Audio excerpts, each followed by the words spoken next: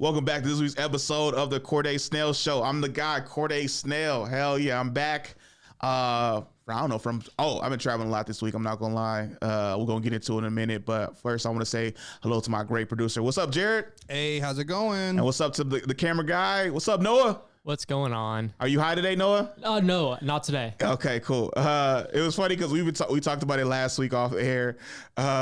Last week's episode was great, but the first 10 minutes I was distracted because Noah kept doing some shit with his hands the whole time, and I'm trying not to yell at him the whole fucking time. And he was like, "Just say it." I was like, "Nah," because in my head I was like, it was like very big brother, little brother syndrome. Sit down, don't move, be still. But hell yeah, I don't know why I'm coming at it so hard like this. But yeah, welcome back. To be fair, we both were pretty messed up in our own different ways. Yeah, Jerry, you didn't move though. That was the cool thing about it. I was like, is this how high people be when they try to do a podcast? They can't sit fucking still. Like, that's why I don't get. Well, actually, when I get high, I get super relaxed, and I just start to slow down and fall asleep. That's why I don't get high too much. Like, that's not my thing. It takes me out. It makes me super slow down, super, I always say, like, one time I drove high because I took an edible, and usually they say when you take an edible, wait 30 minutes. I waited an hour. It still didn't kick in. So I messed up and ate more weed candy. Then the chick hit me up to go hang out at I think it was 10:30. So I met up with her at 11. That weed candy didn't kick in until 2 a.m. And all of a sudden I started seeing stars and stripes and in a galaxy far, far away. I was driving home, and I swear to God, y'all, I was going warp speed. You know how fast warp speed is? 45 miles per hour. And I'm so high, I'm like, oh snap, vroom, vroom, vroom. I was like, I need to slow down. I'm going past all these cars, and it was actually the opposite. All the cars was passing me, and I looked down, I was like, I'm going 45 miles per hour. I was like, well, I need to speed up warp speed. I need to go 2 jumps. I need to go way more faster than that. So it was a trip, man. It was a trip. Also, I've been doing a lot of traveling this week. Just got back from Chico last night or early this morning. We got back at 12:30. Shout out to Chico. I did Gnarly Deli, which is a dope ass spot. The food was amazing. Did good. I featured for my homie Big T. Shout out to Big T Terrell, Big T Butler. I always get his actual name because I just call him Big T. I remember the funniest thing. I remember it was a lineup. It was me, him, and a bunch of other people I knew. Then I was like, "Hey, yo, who's this Terrell cat? Who's Terrell?" He was like, "Oh, brother, that's me." And I was like, "Motherfucker, I never knew your first name." So it was hella funny. And then also Wednesday, I did Wind River Casino in Reading, which that's hella far too. And then I noticed, I was like, I've done nothing but real NorCal shows this week. Reading on Wednesday, Chico last night or Friday night, because this is gonna drop on Monday. Lot of traveling, man. And I thought about it. I was like, okay, I did Reading on Wednesday, Chico on Friday. I probably should have just took Thursday and Friday off and just stayed up there, but we avoided a big ass storm that came in. So that's great. I took an amazing crew up with me when I did the Reading show, Wind River Casino. I did 45 minutes up there, which is dope. It felt good. I took my homie Brian Hicks. I took Luigi Diaz, and I took Big T. That show was fire. I love going up there. Also, there's one lady up there, fine as hell. I'm not even gonna lie to her. I remember last time I did the show, she fine as hell. She brought her friends, and I remember she brought her daughter, her stepdaughter, or daughter-in-law, right? And I'm talking to her because she was cute, stuff like that. And I'm like, oh, so what's up with you? What's your deal? What you got going on? She was like, oh, well, I was like, you single? She's like, nah, I'm taken. I was like, oh, you married? She's like, I mean, I'm about to be. I was like, okay, you got to engage? I was like, where you'll do that? She was like, he on vacation. I'm on vacation. Who would leave you? Who would just go on vacation without you? He's like, vacation? What you mean vacation? And she was like, he locked up. I'm like, oh, he locked up? She's like, yeah, we say vacation. And I'm like, oh shit, in my black family, we just say, right? I was like, in my family, I was like, in my family, we just say, your uncle's in jail, all right? That's he in jail. He back in the joint again. We just keep it honest. We don't sugarcoat it at all. Then I was like, damn, girl. I was like, how long he down for? She was like, 6 years. I was like, girl, we can date for 4. Like, what you mean? Like, we can date for 4 years. I can hold you down, hold him down when he ain't around. Then I was like, oh, okay, he might. Is he stationed close here? Like, is he close to? Because we in Reading. I'm like, was he close to Reading? She's like, no. He like, I was like 2 hours away. She's like, no, he like 5 hours away, 6 hours away. I was like, oh, like up north, like in Oregon or like somewhere around like north part of California. It's like, no, he's south of here. I was like, south of here, girl, I'm only 3 hours away. You could come see me on the way to go see him, and I can make sure that you taken care of and you good and everything like that. Hell yeah, it was super funny. Shout out to her and her mom. Yeah. Weird transition. Oh, so Cam Newton got into a fight this week. Cam Newton. I don't know if y'all saw it. Noah, did you see it? Yeah, I saw it. Hell yeah. It was come on, man. This man Cam Newton, for some reason everybody want to pick on Cam Newton, or everybody want to challenge him. Like, I remember a few years ago, when he was a free agent, he was cut from the Carolina Panthers. This kid was like, he's like, you a free agent. He's like, I'm rich. And he took a moment to just talk to the kid, like, afterwards. He was just like, hey man, like, I'm a free agent, but he eventually signed on with the New England Patriots, like, soon after that, played with them for like 1 year or like 2 years, but then he got cut because he wasn't vaccinated. Which is a trip, because I remember when he was with the Patriots, they had nobody, and they was using him as the main running back and the main thrower. When he was coming off a shoulder injury, he didn't have the best time there. But then also, the fight that he got into, somebody fought him at his own 7-on-7 camp, which is crazy. Because also, if you don't know, Cam Newton is 6'6", 240 pounds, probably 250 at this point.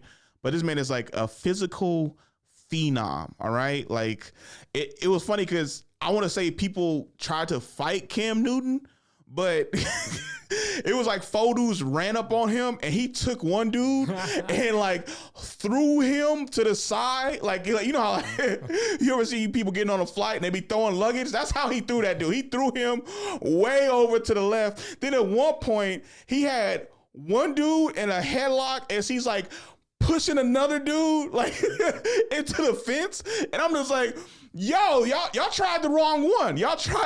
And then everybody went to Cam Newton and was like, yo, chill out, yo, chill. Like, yo, chill. Like, that's how you know you kicking somebody's ass or you doing good. Cause they run up to you to stop doing what you doing instead of running up to them. Cause they try to jump him and he knocked, I think it was like 3 or 4 dudes. He took three of them out, and then one dude tried to jump and he sucker punched him from the back, and then he turned around and the dude ran away. I'm just saying, why would you try to fight Cam Newton? Like, that dude is big as shit. Like, you know, like, there's some people who you don't approach, right? Like, that's like trying to fight Shaq. Shaq is 7'1". Why would you try to do that? Like, that's not a good move. Also, Cam Newton is one of the freakiest athletes, one of the biggest athletes for his size as a quarterback.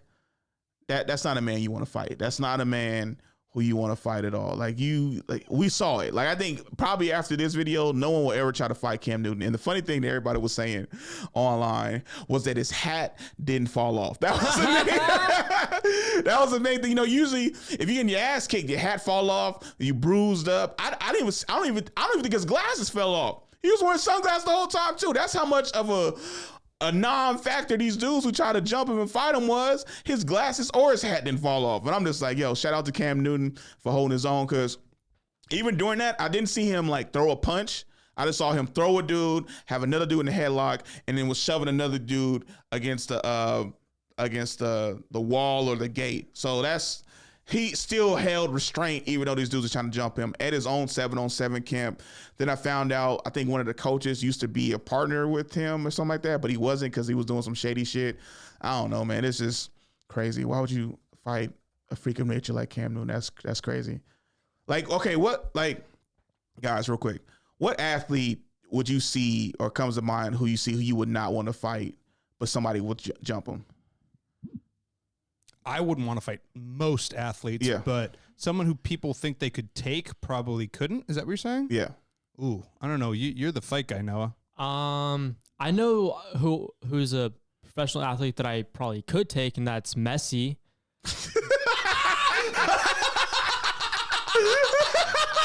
Explain this. No, I want to hear this. Hey, yo, he's so small. Like, he's the greatest, but like, man, I'd head kick him so hard. That's just facts. Hey, and just for the record, Noah does know how to fight. He has trained in a UFC gym for a couple years. So. Okay, all right, cool. So Noah's gonna try to fight Messi. Hell yeah, that's he's my hero, by the way. He's about to Luke Skywalker his ass. I can imagine Noah walking up to Messi. Messi, I love you, dog. Like, you sign this for him. He signs it, and he puts his arm on his shoulder. This is a real bicycle kick.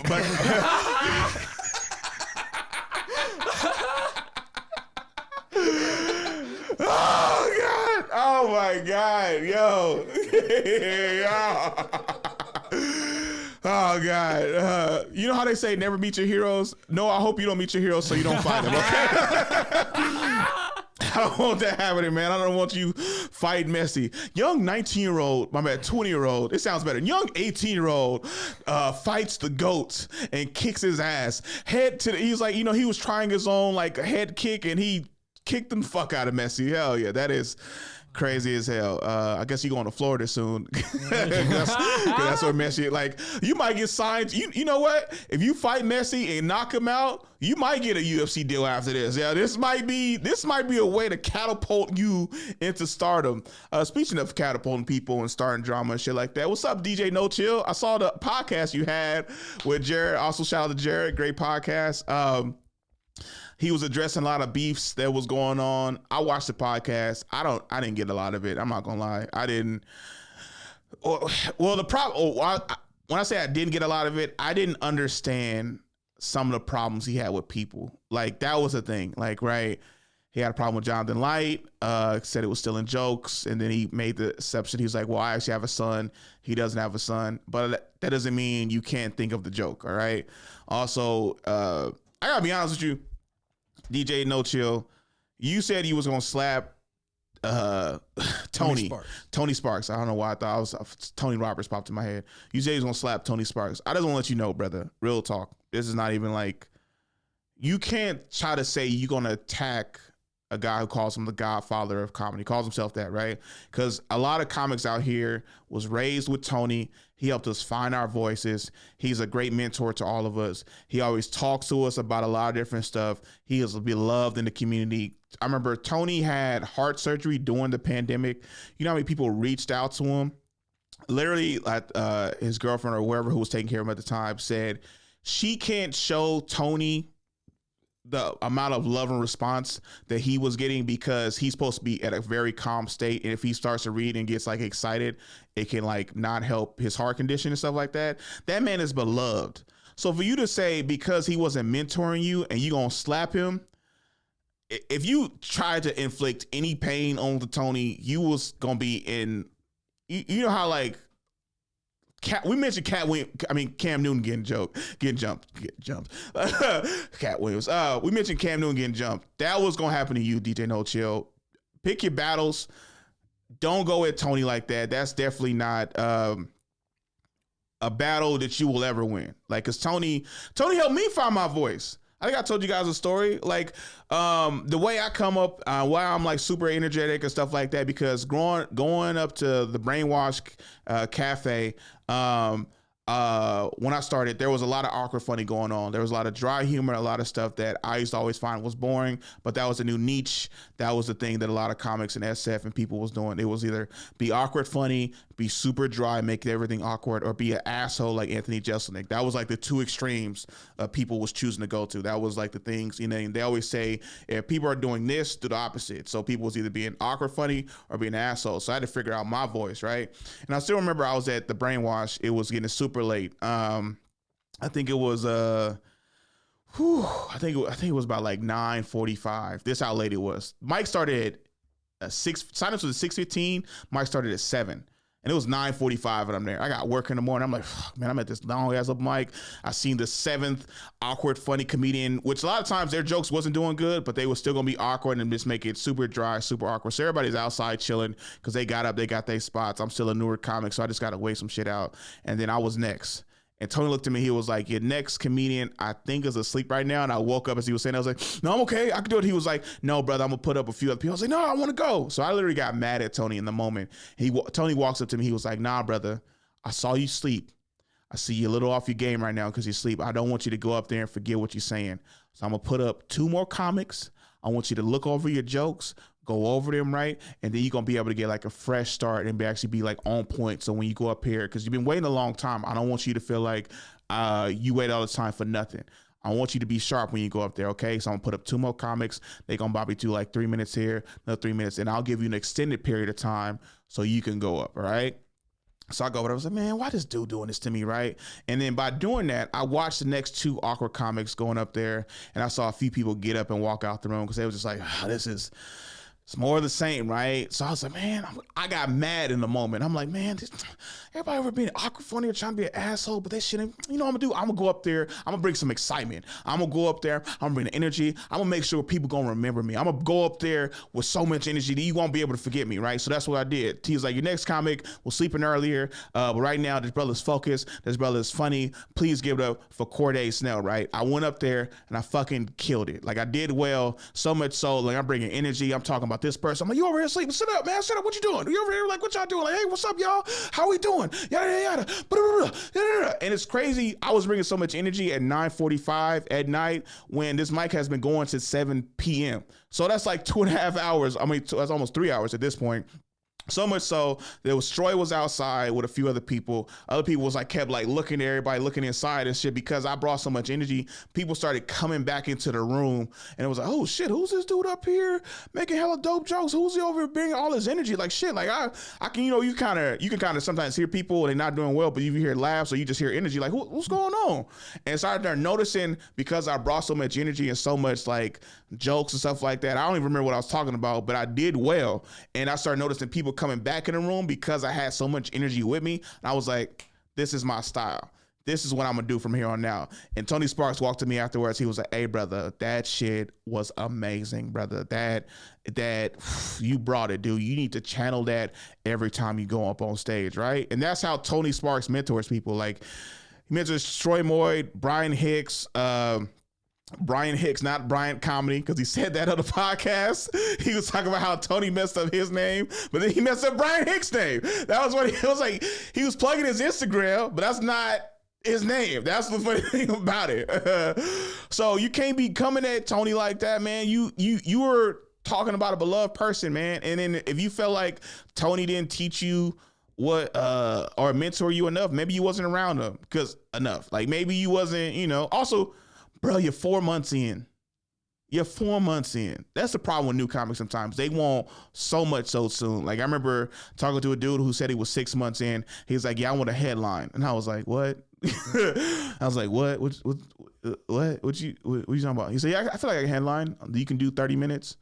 He was like, yeah, I can do that. I was like, do you have 30 minutes of material? So I've been writing a lot. I write a ton. And that's the problem sometimes. Comics, we write, especially new comics, we write a lot of stuff. It's not tested. It's probably not funny, especially a lot of premises that you haven't worked out, and it sounds amazing in your head, right? But it's a difference when you go up there on stage. It's different from when you're telling a joke, especially a new joke. Sometimes you don't have confidence in it, and if it doesn't go well immediately, you might abandon it, right? And a lot of times headlining is like an experience. Because I remember when I started, people told me I couldn't headline if I don't have 60 minutes. Like I know a lot of times now comics get like 30-minute sets or 45-minute sets. 30-minute set is like really like a feature set at a comedy club, or 45 minutes. That's a headlining set on like a first show at a comedy club. Like, all right, I'm gonna put up a host. Then the feature might do 20 to 25 minutes, and then I'm gonna do 45, but I'm probably gonna go long because for like most comedy shows, the first show has to be 90 minutes, or the shows have to be 90 minutes regardless. All right, so the headliner could do 45 to 60 minutes, right? That's what you can do. But sometimes you might have a host do 15, feature do 25 to 30. So host could do 15, feature do 30, that's 45, and then the headliner does 45. And then on the second show, right, he might, all right, same amount of time, but I'm gonna go longer because on the second show, instead of doing 45, I can do 60 or maybe even 70 pushing it just because I'm working out new shit or I want to plan around now. I'm warmed up after that first show and shit like that, right? So if you got 60 minutes, then you can like headline. Proven, true, it's funny, all that type of stuff, right? But it takes years to get to that point. Like I'm not talking about you doing crowd work for 20 minutes and then you did 10 minutes of material. Like that can be like a quote unquote headlining set on a show, but a lot of clubs don't like when comedians don't like when comedians do a lot of crowd work because to them, it says you don't have the necessary material to go up there and perform for a long period of time. Also, comedy clubs are I don't know why I'm messing up right now. Comedy clubs are scared that crowd work couldn't go left at some point. I remember a homie of mine told me that he used to do an hour of only crowd work, and that was dope as comedians wise. But he said his booking started going down because that clubs didn't want to be that club where everything went bad. Viral clip goes down, such and such he's getting to and stuff like that. They want material, and then if you can do crowd work, that's great, you know. Or if it's part of your set, like D.L. Hughley does crowd work, right? But now he's been doing it forever now. Or people started saying that he could only do crowd work, so he started putting it at the very end of his show. Like, I'm going to give you this 45, 50 minutes as material, and I'm going to do crowd work the last 5 to 10 minutes of my set, and I'm going to get up out of here. Because people saying you only good when you do crowd work. And I'm just like, D.L. Hughley, honestly, is so damn funny, but then when he does his crowd work, he just unlocks, like, something else. It's like, I think it's like because he's like, he reads, he talks all that stuff, he does radio, so it's like you're unlocking, like, that quick-witted crowd work that like happens, right? Like last night, show with Chico, I'm doing crowd work. I'm setting up the joke about like I usually talk about tall chicks and I asked this dude how tall he is, right? And he told me he was 6'1". Then he corrected himself. He was like 6'1.5". I was like, okay, so like how we be lying on Tinder saying we taller than what we really is. And I was like, hey man, would you date a chick who was 6'4"? And he's like, right? And I was like, what the hell was that? And then instantly in my head, I was like, yo, dude, you sound like that coach from Waterboy who was like, and yo, the room erupted, right? The room erupted. I did that for like, I think 2-3 minutes, just about funny, random shit. And it was so funny in the moment because it's something that clicks to you in the moment, but you have to stay sharp with doing comedy and stuff like that. So yeah, I'm going off on a random tangent, but yeah, that's what I'm talking about. Young comedians, stop beefing with people. Like it's not going to work for you. Stop trying to attack a legend in the game because you're going to see how much love that person has and how much following is like, hey, who you gonna do what? Like, not with my dead body. Like, you ain't gonna be, you gonna have some real problems in here and you gonna get banned, blacklisted.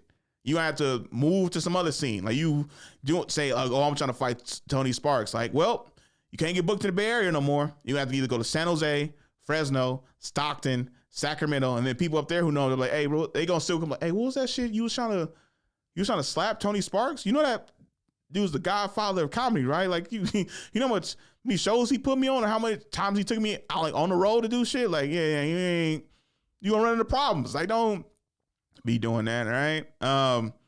Also, I hosted for Donnell weekend. I don't know why I keep messing up. Hosted for Donnell Rawlings this past weekend at the San Jose Improv. Probably 2 weekends ago when this drops.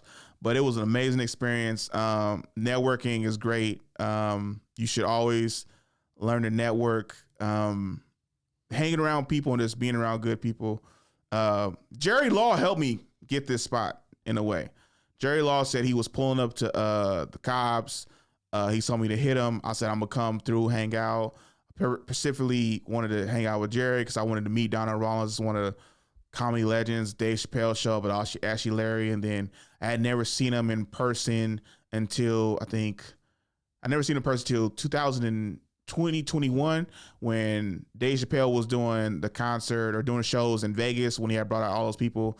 And Donnell Rawlings had me dying on stage when I saw him. Like, I was in tears crying, and I was pissed because I got there late because it was the first show in Vegas and the show started at 8. I didn't get in because it was like the line for that show was ridiculous. I got in like 8:45. The Roots was playing. Also, Talib Kweli was rapping. I mentioned what's the dude who be roasting people? Who be roasting people a lot? The white guy, David Cross. That's not right. I forget, but he's on Comedy Store. He roasts, like, they call him like the roast master. He was up while I was in line. And Jeff Ross. Jeff Ross. Yeah, Jeff Ross was up on stage, telling jokes. People was laughing, and then all that kind of stuff. But then I still had Donnell Rawlings from Ashy to Classy special that dropped in 2016. That shit was fucking phenomenal. I still remember watching it, and I was halfway through. My sister and my dad comes in. They started laughing. They was like, "Hey, you know you gotta start this special over, right? We gotta watch it." And we laughed. We started over. We laughed from beginning to end. This was on DVD back when DVDs was a thing. We watched it from beginning to end, laughing our asses off. And then we rewatched it because my dad was like, "I ain't gotta go nowhere. You trying to watch this again?" And we watched it again twice. Donnell was hella cool. Great fucking comedian, chill ass homie. His feature was dope as hell. Like, that's how I kind of got the show, because I got cool with his feature, messaging him and stuff like that. He was a funny ass dude. And it was just good to be around people who is supporting a national touring headliner who's funny as shit, who ain't mid, and about that controversy, because Donnell had gotten, like, not a beef, but it was like something went viral on like TMZ, and it was like went viral at the Laugh Factory, right? Because Corey Holcomb called him mid. And if you ever seen Donnell Rawlings live, or you ever seen him on Chappelle's show, he's not mid. Motherfucker's a beast. He's funny as shit. I saw him do 5 shows. I only got the host for 4, but I saw him do 5 shows. That man is funny as shit. The funny about it, Donnell is funny off stage too. We cracking jokes. We making a fuck ton of shit. Like, it was so funny. It was such a great experience. And Donnell broke it down. He even talked about it at the show. He's like, the reason why I said something while I was at the Laugh Factory, this was the midnight show of the Laugh Factory, right? Is because Corey Holcomb's thing is, I'm the truth teller. I keep it real. I got real niggas around me. I always keep it real no matter what, right? So Donnell was like, how you gonna have a persona where you're always real and you say Dave Chappelle be bombing? Like, that's crazy. Like, Dave Chappelle don't be bombing and stuff like that, right? Only time I'm thinking, like, I'm like, maybe he might have mentioned when Dave Chappelle went away for like 5 years and came back and he bombed like in like, it was like 2011, 2012 because he got drunk. But I'm like, that's 12 years ago. But he said he still be coming to people's shows. He be doing guest spots and he be bombing. And I'm like, he don't. So he was saying it because he was like, yo, you saying people be bombing, and that's not true. So if you supposed to be somebody who's telling the truth, you lying to people, you should be telling the truth. And then Donnell even said that Corey called him mid at the show. And Donnell had just got off stage. Corey was closing it out. And he was like, y'all, ain't Donnell mid? This is what Corey said, right? And everybody just went quiet. It was crickets. And then Corey was like, okay, I'm wrong. It was like, yeah, he was like, I'm not mid, I'm a beast. Donnell was a fucking beast, yo, and that was the purpose of him saying it. And then he was like, nah, but you ain't. He said something. He was like, and then Donnell was like, you're a provocateur. He's like, you basically say something to get a reaction out of the crowd, to try to prove your point or something like that. Like, even when you're wrong, you'll say something to get people on your side. And he just wanted to say, bruh, like, why are you calling me mid, and why are you not saying it to people's face? Like, if you think I'm mid, tell me. Or like, why you think I'm mid? Or like, is it we got beef or something? Like, what's wrong? Like, is it like something that happened before? Is that what's going on? And he was like, because you go on your podcast, and it's funny because I'm saying this on the podcast. He said, you go on your podcast and tell people they mid, and you around people who not going to check you on that kind of stuff. We're not going to say, like, you think he mid? Like, nah, I don't think he mid. I think he's funny. So instead of like, being a man to say it to people's face, like, I don't like your comedy and stuff. And Donnell even gave Corey his props. He was like, Corey Holcomb tells dark comedy. That's one of the hardest things to tell and be funny at. I haven't seen him live in person, but I heard a lot of his jokes, like when he was on the Breakfast Club, and I saw one of his specials, and I rewatched it because I was like, I didn't know Corey Holcomb told dark jokes like that. Like, you see Corey when he was always on Wild 'N Out, he was lovable, he was laughable, shit like that. But Corey Holcomb be telling some funny ass dark stories, right? He was like, I took my girl down to the abortion clinic, and He was like, oh shit, they got a pool table now. I was, oh snap, you know? Like he said, he was like, man, after my girl got an abortion, he's like, I played the doctor and I won all my money back. Like, like crazy shit like that. He also said, it's another joke. I don't want to mess it up, but it's another dark one. I think he said, he's like, women be getting like that, like in their pussies did, like surgery on their pussy, right? Like trying to make them like rejuvenation of the vagina, right? He's like, the doctor's so good, he make it better before your uncle touched it. Right? Like dark shit like that. Like, yeah, right? Know in your face. Oh my God. But that's the kind of realm that Corey Holcomb lives in, and he's telling like dark humor, begin like they got to put like a warning before, like this dude's gonna be telling like some dark shit. Like you got to be 18 over to see some kind of shit. Like you got to warn it. But Corey Holcomb be in that lane, killing people. So it's like, bro, like you a funny ass dude. Why you hating on me? Like, bro, like I don't understand it. And so it was great to see him talk about it, acknowledge it, and do it like in a respectful way. You know, like he wasn't coming at him. He was like, bro, you dope. I'm dope. Why you coming at me or coming at Dave or coming at people in Dave's crew talking about them? Like, what is it, a beef? Like he was like at a lost words. Like, is it a beef? Like, I don't understand what it is. Like, what you got, like more like you got something against us? Like we see you. You don't say nothing, and you on your podcast say we mid. Like what? Like, bro, like something happened before. Like so. And man, comedy beef was crazy. So also, shout out to Donnell Rawlings special. A New Day dropped February 27th. Was on a Tuesday last week. It's last time I checked, when it first dropped, it was sitting at number 2 of top 10 on Netflix. Now I think it's sitting at number 4. Might have jumped back up to number 2. That special, funny as shit. Like, bro, like I love Donnell Rawlings. I love his comedy. I saw some of the jokes when I hosted for him, but a lot of them I didn't see. Like when I say I saw some of the jokes, maybe 2, and he did a 40-minute special. And like when you watch specials, right, especially how close Donnell was to the crowd, look how much the crowd is laughing, and listen for the laughs. That's how you know if somebody has a really good special. Also, it looks great too. Like, man, it was looking fancy as shit. But that's how you can tell if a special is like really good. Like this is Dave Chappelle's 3rd special that he's produced. He's produced Earthquake, Lunel, and Donnell. They're all fucking good, right? All fucking good. I'd say watch all of them. When I watched Earthquake special, because I remember I hadn't seen Earthquake special since like 2011, I was crying within the first 4 minutes. I had to pause the special because I was laughing so damn hard. Like, you know how you laughing and you got to pause because you missing shit? Like, hold up, no, I can't breathe. Oh, I can't breathe. Donnell's special was the same thing. Like he got this one joke. He talked about Dr. Umar. I don't want to say it, but it is funny as shit. I think he dropped it online. But yeah. Also, Donnell talked about how this was the 3rd time he taped this special. Like he said, Dave made him re-record him. And I think he did this one in New York. But he said he shot one in Phoenix. He shot one in Ohio. And then he shot the last one, I think, in either Phoenix or New York, I forget. But he said he killed all of them.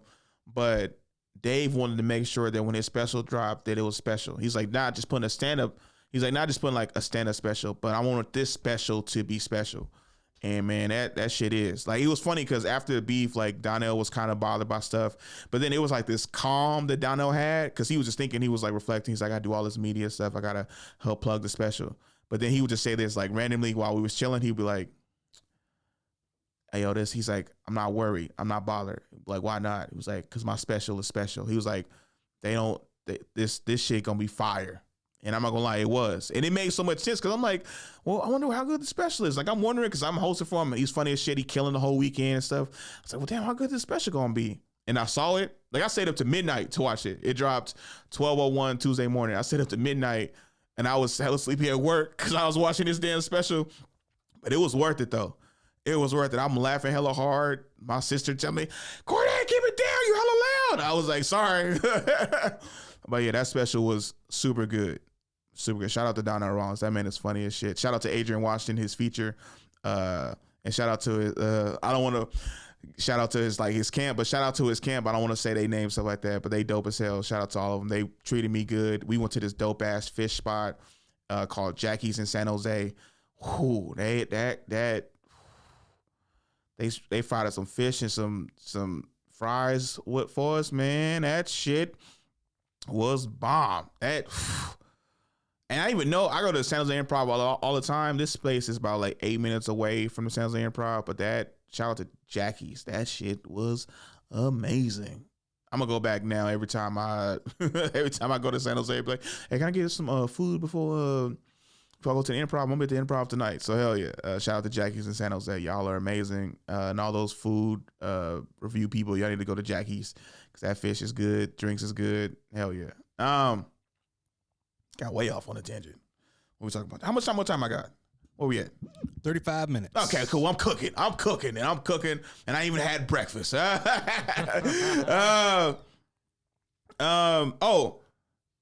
we talk about comedy. We talk about other stuff. Like, hey, Jared, do you ever bring your girl to a show? Yeah, she's come to a few of them. Okay. Does she usually stay the whole time and know that you networking and stuff, or like does she be like, babe, I want to go? Like, can we leave or something like that, or she just meet you at the house? No, she's good at hanging around. That's great. Because I always say, because the one thing about, like, I meet chicks that always want to come to a show.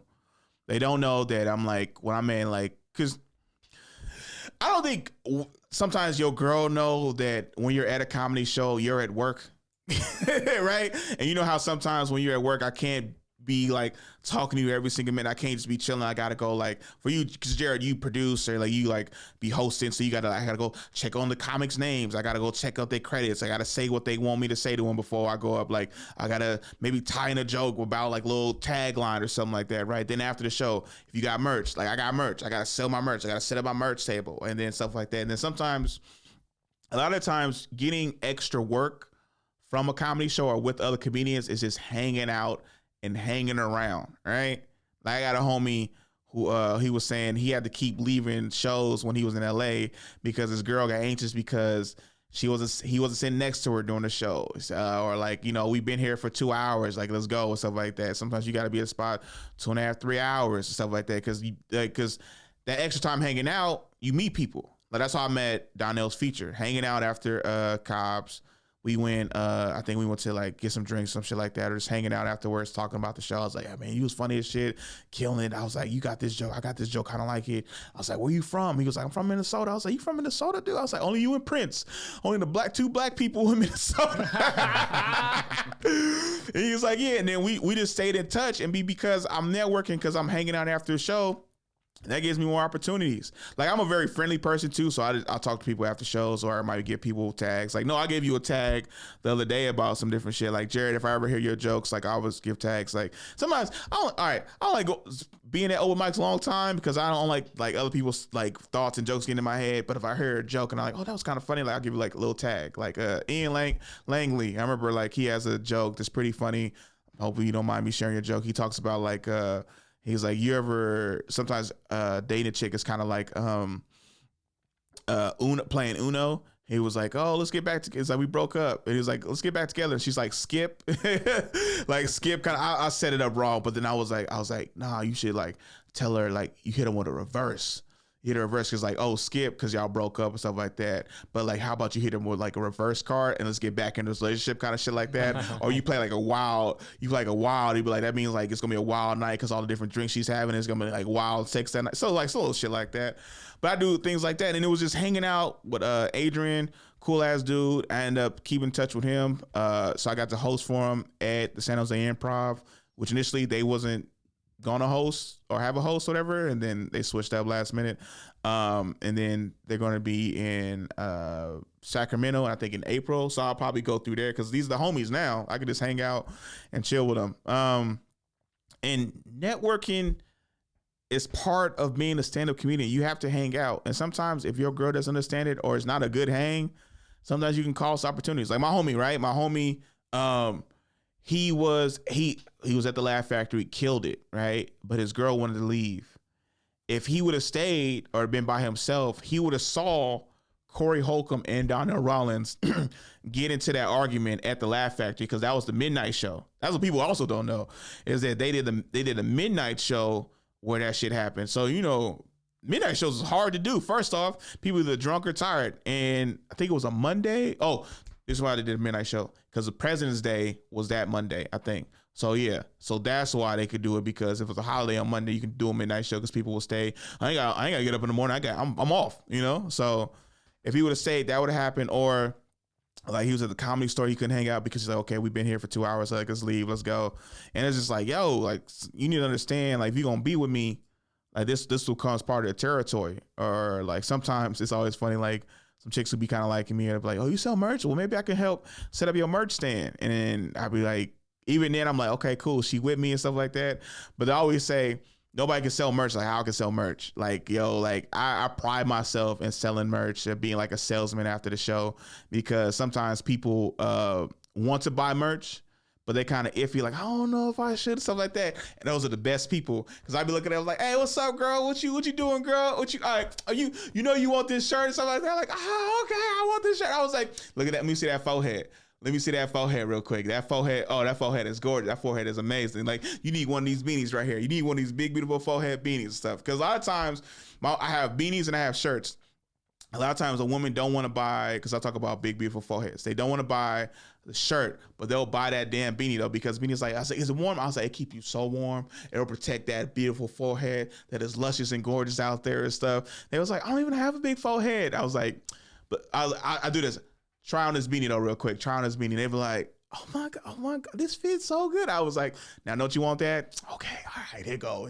So I sell the fuck out of shit. Like I remember one time I was at the Improv, my homie DC Urban was hosting / feature. He's opening for Marlon Wayans. I helped sell his merch.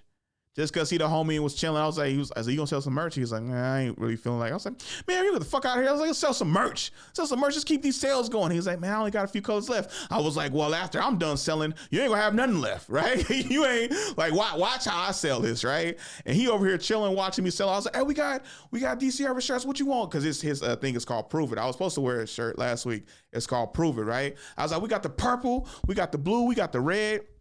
I think he had a few purples. I sold out all the purples. I sold out all the reds, and I sold out most of the blues. Like he sold like out of smalls, out of mediums, out of larges, and then he was down to like a few. He was like, "Hey man, I appreciate that." I was like, "Brother," I was like, "You helped me meet Marlon Wayans.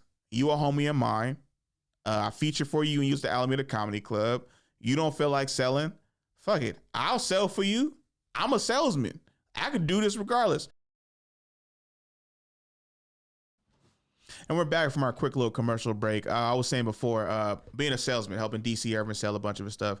I meant to say his name is J.R. de Guzman. I met him years ago in Santa Cruz. Funny dude. And I performed with him at There Goes the Neighborhood show back in like 2018, 2019.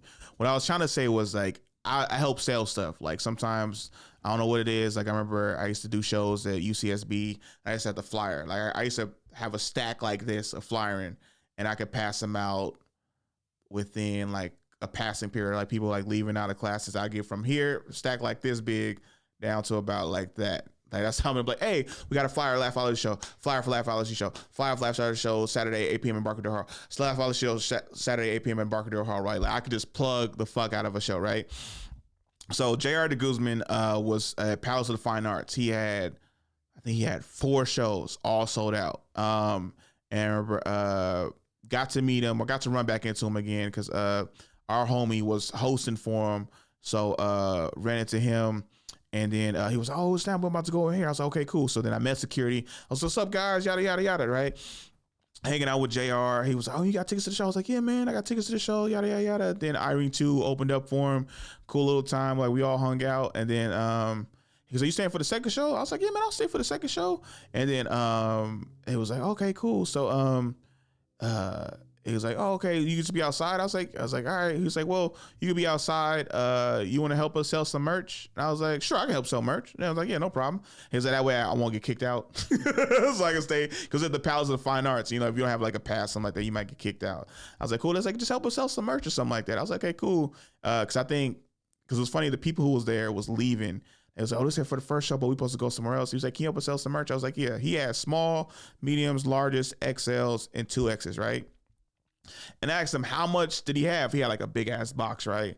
So me being a salesman, and then like the second show coming in, like it was okay, if you were at the first show, you have to leave stuff there. We had the second show coming in, yada, yada, yada. Okay, cool. And then people walking by, like we had like the shirts up. It was like a night with JR, and it was like another like dope little shirt. And I was like, people walking by, what's this? I was like, oh, this is JR the Guzman shirts.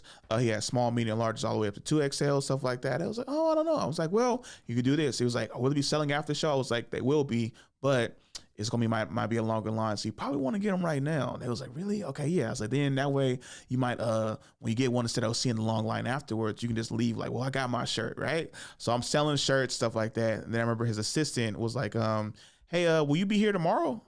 And I was like, no, I don't have tickets. They was like, oh, well, what are you doing tomorrow? And I was like, nothing. Why? It was like, oh, we need somebody to sell his merch. I was like, okay. It's like, you want to sell it? And I was like, yeah. Man, I ended up getting paid to sell his merch the next day. And I remember I was moving that merch, dude. I was selling all of it. Like I remember Andrew Rolfo came the next day, and I think hosted or was the first comic up, right? He hosted, then it was Irony 2 again, and it was JR, right?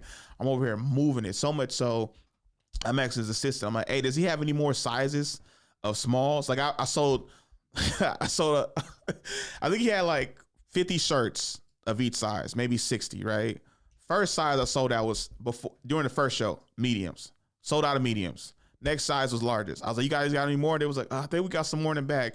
All of a sudden, then they brought out 20 more largest, 20 more mediums. Then I'm getting low on those, right? Then the 2Xs start getting going, right? I think he only had 15 to 20 of those because 2X is hard to sell. Sold out of those bad boys real quick. Then a few bigger people came up. Some people was like, I don't know, this is XL. Should I get a bigger size? I was like, well, the 2XL will fit you just as cool. Then if it's too big, you can wash it, and then it'll get smaller, right? So then I'm selling those, and then all of a sudden we down to largest, and then we down to like the small. So now we got small and mediums. It was like, well, I'm more of a small, but I like my stuff baggy. I was like, well, get yourself a medium then. I was like, well, hold it up to you, right? And see how it fit on you, right? And then so I'm selling that. I'm like, okay, so you want what? You want a medium? You want a small, stuff like that? Y'all both want some? So I don't know. We kind of like. I was like, it seemed like y'all like to match. Y'all like to match stuff like that, or buy a couple. I would tell a couple, don't y'all want to be matching and like remember this glorious event and stuff like that? It was like, we got pictures. I was like, y'all got pictures, but how much doper would it be if y'all both got the same shirts? Still some couple stuff, right? Like, babe, we was matching. Remember that magical moment that we had with JR the Guzman? He was like, hell yeah. And then the dude was like a threesome. I was like, nah, not like that. So I ended up selling out all the smalls, selling out all the mediums, sold out the 2Xs. I think he had 1XL left, 2 larges. And all the mediums was gone because I'm a salesman. All right. I'm a salesman. Talking about it. Woo. He's barking on the podcast. He's running. Hey, yeah, literally barking on the podcast. Ooh. I don't know what's happening right now. I don't know what's happening. I'm doing my Donald Trump. This is my. I will be your next president of 2024. Vote for me, okay? Vote for me.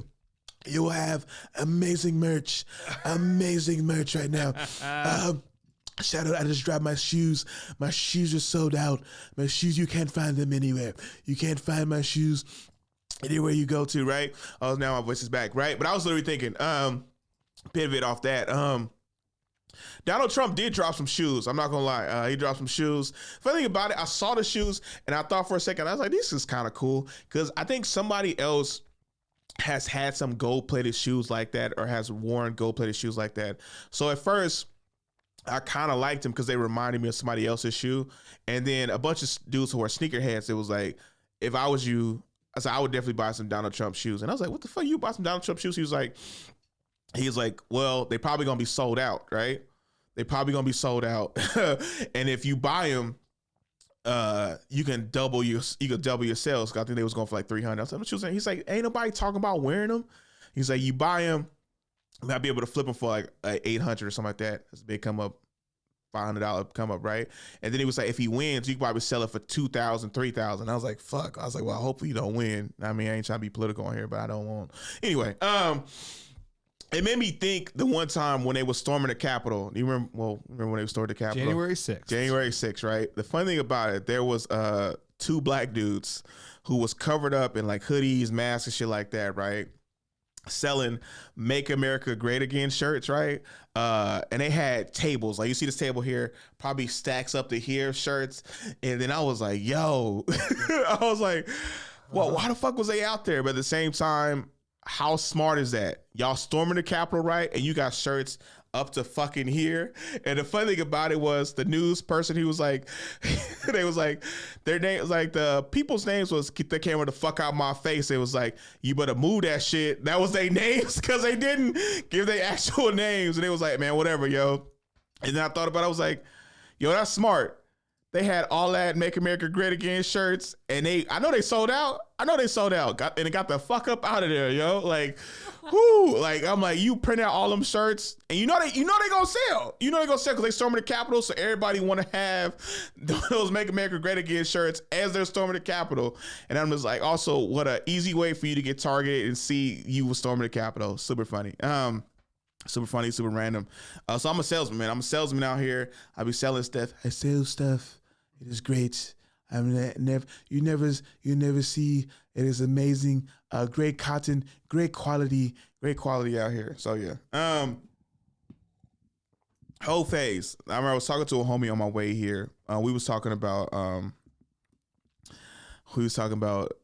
dating a chick who is either. We was talking about, would you rather date a chick who's been with like about 10 guys and has a kid or 2 by one of them, or date a chick who has no kids but has probably slept with somebody who has a long list count? I didn't want to put a number on it, but I just say like a long list of dudes she been with, but she got no kids. And me and him was talking back and forth. It was like, I think I want the chick who with the long body count. It was like, because like as a dude, right, we both respectful, so we like, you can't be out here playing with like a single mom, stuff like that, playing like with a heart, stuff like that. I don't know. He specifically said, he quoted Jerry Maguire. He was like, you over here just taking single mom pussy? You can't be doing that. You can't be playing with them, right? But then we talked about like long run, like, okay, well, maybe we figure out, well, why did she have so many bodies if she was single, right? And then I was trying to think about like guys, all right, would you rather date a chick who has a kid and a low body count, or a chick with no kids and a high body count? No kids, high body count. High body count. I have no money. Yeah, it's funny too, because I'm like, so I'm 35. Jared, you're like 24. Yeah. Keep telling people that. Hell, we'll do it all day, man. All day, man. Hell yeah. And Noah, you're 19? 20. I know you're 20, but I just like to say you're 19. I'm 24. Noah's 12. Yeah, right. Because I know you're 20, but I just love saying you're 19. Like, this podcast gonna go forever. I'm like, hey, no, you still 19? Like, I'm 22 now, Corde. 19 is what I heard. Like, because it's funny, because it's all right. Because when a chick comes with a kid, she has, I don't know how to say it. It's not baggage, but it's kind of like you're more, they're a package deal, and you kind of don't want to mess around with a chick who has a kid too much, because like you don't want it to go bad, or you don't want the kid to go get attached to you because you might be leaving, or you're not taking this chick seriously, stuff like that, and you don't want to hurt her feelings, but also the kid's feelings, because you're like, oh, why don't you come around no more? So that's like terrible. But also the chick with the high body count is kind of a thing. Like he was like, if she a baddie with a high body count, because we was talking about this one chick. Her name was, shall I say her name? Names. Say it. Okay, her name was Damo. But we was talking about, he was like, hey man, you seen her lately? Like she's bad as hell. And like, she is bad as hell. I'll show you on the podcast after this. Hell yeah. She bad as hell, but probably at a high body count. No kids though. So we was talking about chick. This all started from a meme too. The meme was, hey, no matter what you do, I still remember that train that got ran on you. And I was like, oh my God, bruh. And she came up just because she had a high body count though. Like, not saying she got a train runner. I don't know her business like that. But we all knew she had a high body count in high school, which is funny because a high body count in high school was like 10 people. Like, you had sex with 10 people? Girl, you are a hoe. Like, what? Like, it was a good rookie season. Her name is Damo. She bad as hell though. But we was talking about like he was saying he would get with her now. I wouldn't get with her for another reason. I'll tell you guys off the podcast. But we were saying like a chick bad like that with no kids, would you, even though she had a body count or something like that, would you still get with her? And we was like, yeah. Especially he was like, if I can elevate her to like another position to where like I'm above, like we're above. He's like, all I gotta do is have a PJ and I'm elevating her out of that situation. I was like, man, she could be messing with like some billionaires, some shit like that, or like some rich ass dudes, but they don't live in Dubai. I'm like, bitch, we ain't gotta go to India. We ain't gotta go to Dubai. I don't even like that part of the country or of the world. We go to the UK, we go to China, Japan, South Africa, Brazil. We ain't gotta go to Dubai, ho. Like we ain't gotta go there. Like it was hella funny. But yeah. Have you guys ever dated a chick with a high body count? I think so. No. You only 19, so yeah. So you think so? Why was that, Jared? Because she was very good at what she did.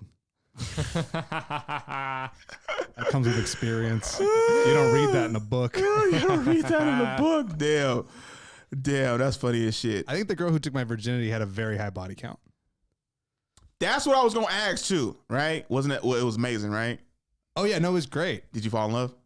Oh yeah, I was 17. Yeah, no, I'm saying, I'm like, no, because I'm saying like, cause chicks who like have a high body count and put that thing on you, she put that thing on you. Dudes fall in love real quick. Like, dudes fall in love with crazy chicks who have good pussy or good sex. Like that's what we do. We fall in love with chicks like that. Like chicks who fall for a dude who they just lose their virginity to. We'll fall in love with a hoe. Because hoes be out here, whoo, they got it. That's why sometimes you marry a chick with a high body count or date a chick with a high body count because she got it. Whoa. I don't even know where I'm going at this point, but I'm just trying to say. There's just a lot to say when you have like enthusiasm. Yeah.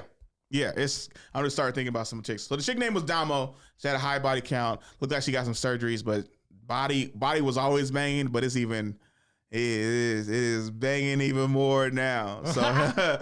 So hell yeah. And I was just thinking to myself, because like Kim Kardashian, would you date Kim Kardashian? Sure. What about you, Noah? Hell yeah. Okay, right. And she has a high body count, or a body count, not even a high body count, just a high number of celebrities that that she's been with, right? Would you date Chloe? Dude, it would be hilarious if I dated any of them. So true. Absolutely I would do that. That is just for the plot. Okay, which one out of the Kardashians do you find the finest? I think, it's a toss-up between Kim and the youngest one. Okay. How about you, Noah? Yeah, do we count Jenners too? Yeah, we count. Yeah, of course. What the fuck? Then Kylie. Kylie or Kendall. Oh man, it's such a toss-up between them. I'm not a big Kendall fan. Not because anything. It's just like she looks normal. She tall. Is she tall? She is tall. My favorite all the time was Chloe before the surgeries. I always thought Chloe before the surgeries, because I always thought Chloe was like the one who didn't succumb to pressures of all the different surgeries, stuff like that. She was like rocking whatever, but everybody made fun of her because they said she was the fat one when she was just normal size, not having like the perfect body. Then of course she succumbed to the pressure. I remember my sister used to tell me, nah, Chloe just started going to the gym 2 times a day. That's why her body looks so damn good. And I was like, she got surgeries. She got like, because her face started changing. I remember somebody said the reason why Tristan Thompson keep cheating on Chloe because he can't recognize her. He always think that's the new. Like he thinks like this new. He's like the chick he cheated with is her just after this or after her new surgery. It was funny as hell because I remember Chloe's ass got huge at one point. I was like, Chloe never had ass. Like she had small. I remember with Sway when she was on the morning show. Sway like slapped her ass real quick, gave her a little pat, and all of a sudden her ass just got huge. All of a sudden I was like, ain't no way, because her ass got bigger than Kim's at one point, or the same level of Kim. Yeah, that's how much surgery. But now they are now back to down being like hella small and shit like that. Like Chloe was the one, but Kylie too though. Gotta say, them lips helped, yo. Like them went from no lips to a lot of lips, and then them curves. Like I still remember Kylie in the WAP video, which was to me so random. Like, why are you in this video? You not a rapper, you not a singer. You just randomly just walk up and open the door. But I was just like, God damn, them surgeries is doing that body rights. That's but then it's still at the same time, I was like, yo, I fucked the shit out of Cardi B. I don't know why Offset cheating on her. Like I did not understand it. I was like, God damn. Speaking of that, sometimes, like, we talk about chicks with a high body count. Sometimes I love me a ratchet chick. I had to tell myself, stop dating ratchet females because Cardi B can get all my money. Like, I hope we blow up one time. So I know Cardi B single. First person I'm going after is Cardi B. Second, Adele. Third, some random goth chick. Probably Billie Eilish. So wait, Cardi B beats Adele? I thought Adele was your girl. Shut up, Jared. Shut up, Jared. Shut up, Jared. Sorry. Adele is my girl. You're making me sad now. only reason why I said, like, if I became famous tomorrow, I'll go after Cardi B instead of Adele, because Adele is dating Rich Paul. But in the back of my head, I'm like, yo, if this Cardi B shit don't work out, I'm flying my ass to Vegas right now. Fuck you, Rich Paul. Matter of fact, nah. Adele's still over Cardi B. I don't know what I'm talking about. I don't know what I'm talking. I'll be at Lakers games, yell like with a big ass sign. I'm coming for your girl, Rich Paul. Like, just all the signs, and fuck him, and then pull us down. Like, and LeBron, you a bitch. Just like, and then get kicked out. Just go viral. Just be like, who's this random dude? Like, why is Corde Snell big upstart comedian, famous, sold out tours, sold out shows all across the country, great amazing podcast with Jared the producer and Noah who's 19. Why is he talking so much shit about Rich Paul? Because I'm coming for your girl. You just see TMZ coming up to me. I'm coming for your girl. I'm coming. All right. But right now, because she's with Rich Paul, I'll put Cardi B up first, just because I ain't trying to, it's an accessibility thing, not a beauty thing. No, they both bad. They both bad as shit. I love Cardi B. Cardi B is the chick your mama always told us to stay away from. Like that. Hey, stay away from that girl. That girl fast. Like, yes, she is. Yes, she is. She's gorgeous. I remember she had the bust down Tatiana. I think she was in Red, and I was like, yes, this shit got criminal ties, and I'm all about it. Oh, I still remember one time I was doing a show. So the original Arturo Guzman, right? He doesn't play guitar. That's a different guy. That's J.R. Guzman. I did his open mic / like headliner show, where it's basically he would get like, let people who normally headline, he'll give them extra time, like 15 minutes, just work out material at this open mic in Hayward, right? And I remember it was this chick playing pool with this other dude, and I'm like, oh, that's his girl. But the whole time I'm performing, I'm just like, man, I'm gonna talk to this chick after this show. So I remember I'm like, I'm doing crowd work to just incorporate both of them. I was like, oh, damn, bro, you getting beat by your girl? You getting beat by that chick? He's like, oh, bro, this ain't my girl. I said, that's not your girl? I was like, what, you gay? He was like, no, I'm not gay. This is not my girl. And I was like, that's not your dude. She's like, nah. I said, I kick his ass all the time. He's just a homie. Oh, he just a homie, all right? So I walk outside, make up a reason to go outside. I was like, hey, anybody got a cigarette? Anybody go smoke? I don't smoke. She was smoking outside or doing something, and I was like, let me get some of that cigarette. Let me get a little puffs, like lit the cigarette, took one puff, put that shit down. I was about to throw it away. She's like, you barely even smoking. I was like, oh, my bad. And I was like, okay, let's keep this conversation going. Talking to her, I was like, yeah, I love to play pool. I shoot stuff. Where you from? I was like, I'm from Richmond. I was like, yeah, a bunch of them bowling alleys. She said, I love shooting pool. We should hang out. I was like, hell yeah, we should hang out. It's like, yeah. I was like, I just gotta make it cool because my dude or whatever. I was like, oh, you got a dude? She's like, yeah. And I was like, man, F this. I'm gonna steal it from her dude. And I was like, you got some nice nails. I was like, they blue? That's a nice color. She's like, yeah. I wear blue because my boyfriend a Crip.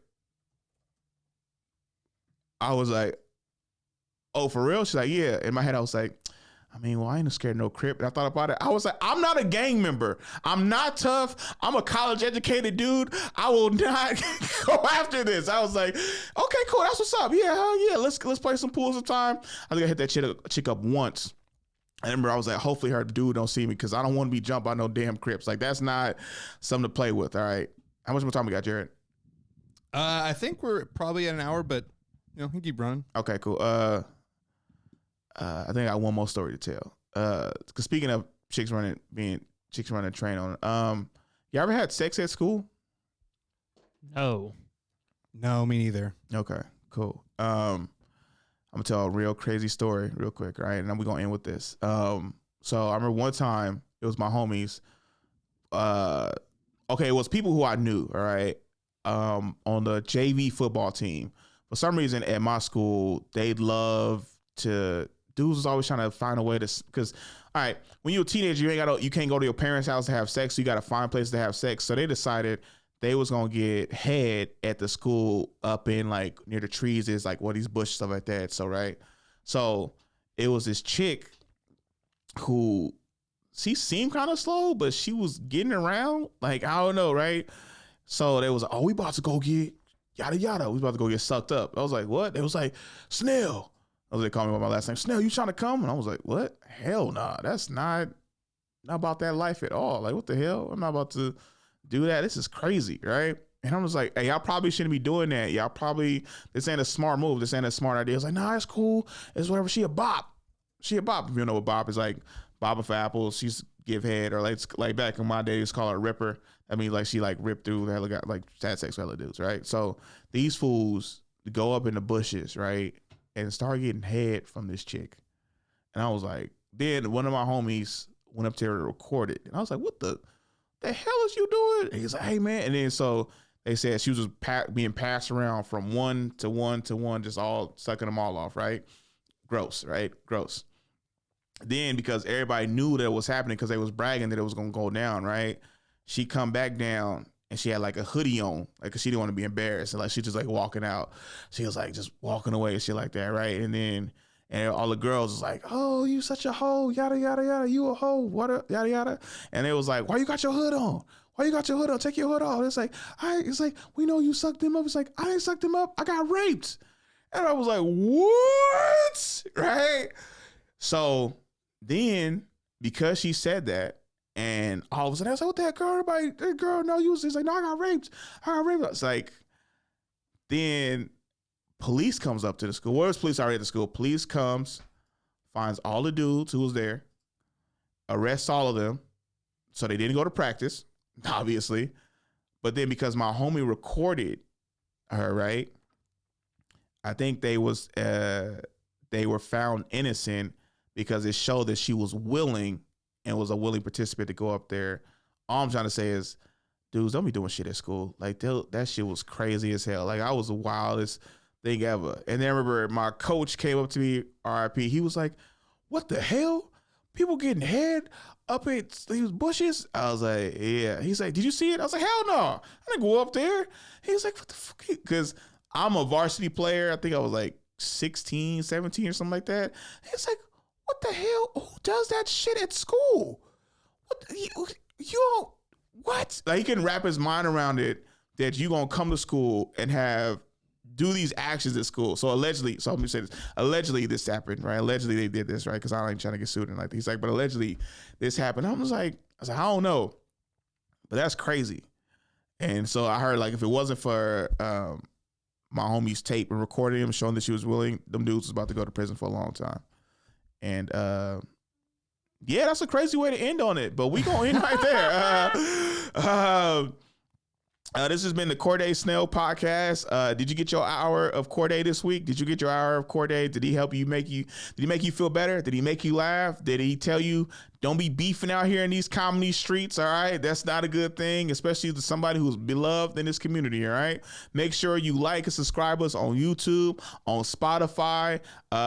Subscribe, leave a comment. If you guys want to email us and ask some questions about comedy advice, or just any like person I'm open for, craziest places I've ever been to, craziest shows I ever did, email us at, what is it? Is it the Corde Snell Show?